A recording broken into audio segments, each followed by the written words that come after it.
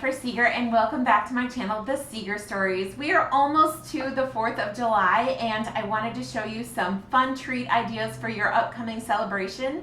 I'm going to show you how to take your Rice Krispie treats up a notch. We're going to make a flag fruit pizza. Got a cool recipe for some Firecracker Jello Jigglers, and then a technique so you can layer your punch. It's a big crowd pleaser, trust me. So stick around if you want to see any of that content. Before we get going, make sure and click that thumbs up button below to like this video, and click that red button so you are subscribed to my channel. And hey, let's get cooking. Here we go. Okay, let's get started with Firecracker Jello Jigglers. These are super simple. You will need some Pam coconut oil, I got the spray to get in the Dixie cups, and then a box of blue gelatin, something red, I use strawberry, maraschino cherries, 4 envelopes of the Knox gelatin, and the sweetened condensed milk. That's gonna make the white layer of the Jello, and this is super easy. You just spray the cups with the coconut oil, and I did them pretty liberally and set them all in a baking dish because I thought it was easier to transport them in and out of the fridge just as one unit. So got them all sprayed down and laid in the pan. And I don't know exactly how many this made, but I feel like it was a little over a dozen.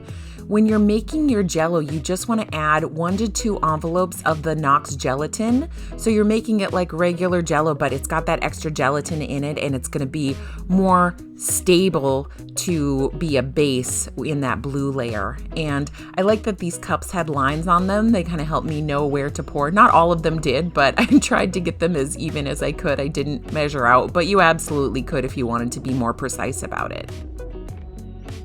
So to make your white middle layer in the Jello Jigglers, you're going to start with a 1/2 cup of cold water and then put in 2 envelopes of the Knox gelatin. And you don't want to stir it or anything right away.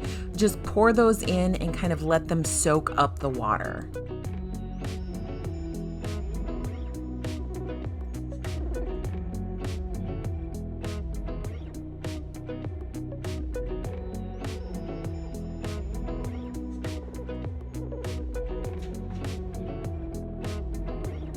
So while your gelatin is soaking, you're going to want to add 1 cup of boiling water to a full can of sweetened condensed milk. And it does take a few minutes to get this all mixed in, kind of get that gooey milk melted down so it's the consistency of heavy cream. And you're just thinning it out a little bit and getting that all stirred in. And then you'll add a 1/2 cup of boiling water to your gelatin and get it mixed in. And it might be a little bit chunky. I had to use the spoon and then a whisk to get it all uniform, and then just add it all together and let that sit to room temperature before you add it as your middle layer.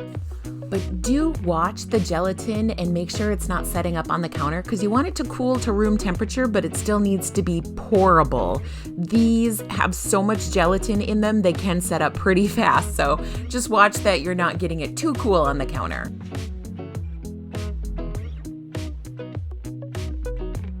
And after just an hour, I might have left this about 2 hours with doing other things, but it goes super quick. I was ready to do the final layer. I got the cherries just set inside and then poured very slowly. Again, I'm mixing 1 to 2 envelopes of the Knox gelatin in with the red Jello for the mixture, and then pouring slowly. If you don't get those cherries to stand up, don't worry, they fall over, it's okay. You can brace toothpicks to kind of keep those stems for your firecracker up straight while the Jello is setting up.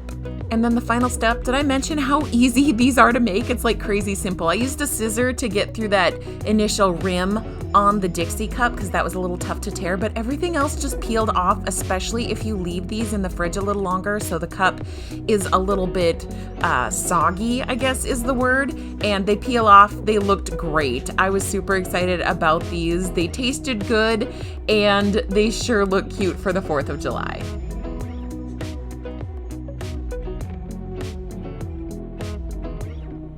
Okay, next up we are talking flag fruit pizza. This one also super simple. I will link the recipe I used below for the crust. It's just a simple sugar cookie crust, and then spread that out in a pan. I used a little water on my hands. It was kind of sticky and got it pressed in. And then if you watch my grilling video, I'll put a link to that up here below. But I mentioned that I have this pizza roller that I use for a ton of things in the kitchen, and it definitely worked great in getting that crust all uniform and even, and just got it baked up nice and golden brown and cooled down, and then I was ready to frost it. I just threw together a cream cheese frosting here with just a brick of softened cream cheese. I think I used half a cup of shortening, or you can use butter, and 4 cups of powdered sugar, and thin it just to the right consistency. You can add a little bit of vanilla too, and then just get your fruit in there. This one does take a little bit of time to get everything straightened out. I had some sliced strawberries. I will warn you, if you're doing this, you'll want to put the fruit on just before you serve it, because especially if you're slicing the fruit, those juices start to run and can start showing up in your white frostings. So make sure to get it made up, get it in the fridge, keep it cool. Those juices will start to run. But I thought this turned out so super cute and super simple. And speaking of super simple, here are some Rice Krispie Pops. Now, there are tons of cute cereals. I found these Rice Krispies and this Captain Crunch, just with marshmallows. I mean, everybody knows how to make a Rice Krispie bar. I got this pan out that I use for cakes, and the thing I like about it is it didn't have rounded quarters. So I greased it really well with butter, but it made everything nice and square, and then just mixed them up like Rice Krispie bars. The Captain Crunch, they were really, really sweet. The Rice Krispie bars, you know, it's just a basic Rice Krispie bar, but you have your red and blue in there, festive for the holidays. I let them set for quite some time to get really set up, kind of stiff and ready to get straws put in. But then I just cut them up like squares and wanted to get some straws inserted to make them like little handheld treats so your fingers and little one's fingers don't get sticky. So if you've seen some of my other videos, you've seen me use these straws before. I'll see if I can find a link to them below because we got them on Amazon, but we have so many left over from our wedding, and I usually bring them out at Christmas, but I thought red and white, that's great for the 4th of July. They went into the Rice Krispie treats, super easy, just pressed right in there, and lightweight. They're just like a little pop. Again, handheld, so no sticky fingers, and I just thought they were super cute. I did the same thing with the Captain Crunch bars. These were a little tougher to press in just because the cereal pieces are a little bit bigger, so it took a little more effort, but these looked great. And then with the Rice Krispie bars, I wanted to dip them to just add a little something extra, so I melted down some white chocolate. I just used the Ghirardelli's, picked that up at Walmart. And then I found some sprinkles that I had. I think I got these at Walmart too. I had a little bit of the white chocolate left, so added a bit of blue dye so the white sprinkles showed up, and I just think they turn out so cute, and they are just simple Rice Krispie treats, but they definitely look a little more festive for the holiday. All right, so next up is this cool layered punch, and this works because the liquids settle according to their sugar content. So I will admit to you that it was hard to find a high sugar content red drink. It seems like we're doing a good job in reducing the sugar content, so I went with plain old Kool-Aid at 28 grams of sugar, and then I found this white water wave Hawaiian punch for my middle layer, and that had 15 grams of sugar per serving. So that worked for my middle layer, and then I needed something sugar-free that will just float on top, and Powerade Zero Sugar, you guessed it, that has 0 sugar in it, so that will work to settle on the top for that top layer. And the secret to this is ice. You just need to, whatever container you're doing, fill it almost to the top with ice. It's going to let those liquids sit in their layers, and then also you're going to pour on top of the ice and not pour on top of each layer, so they tend not to blend together. And the white and the red did blend together a little bit. I wonder if I thinned out my Kool-Aid a little too much when I was making it, but you can still see the white in there, and I think it turned out really, really cute. Love this idea. And a bonus idea, speaking of ice, if you want to get creative with that, this is just something I did where I mixed in some strawberry and blueberry and froze them in ice cube trays. These I got on Amazon. I'll link below the trays, but easy to pop out. And then I really have to share one of my treats that I'm absolutely loving so far this summer, and definitely going to be bringing this. We have an upcoming 4th of July trip and going to be bringing it along.